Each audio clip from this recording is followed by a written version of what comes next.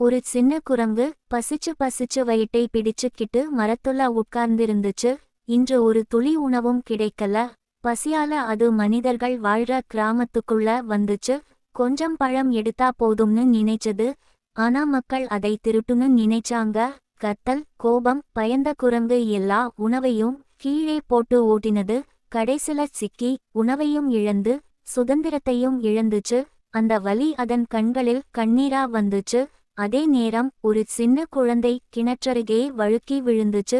எல்லாரும் பயந்த நேரத்துல அதே குரங்கு தான் தைரியமா ஓடி வந்து குழந்தைய காப்பாத்துச்சு. அப்போ தான் மனிதர்களுக்கு உண்மை புரிஞ்சுது. பசிக்காக செய்த தவறு கெட்ட மனசால இல்லன்னு. காலை வந்தப்போ அந்த குரங்கு சுதந்திரமா அன்போட கொடுக்கப்பட்ட பழங்களை வாங்கிச்சு. நினைவில் வையுங்க, ஒரு நல்ல செயல் ஒரு வாழ்க்கையையே மாற்றிடும்.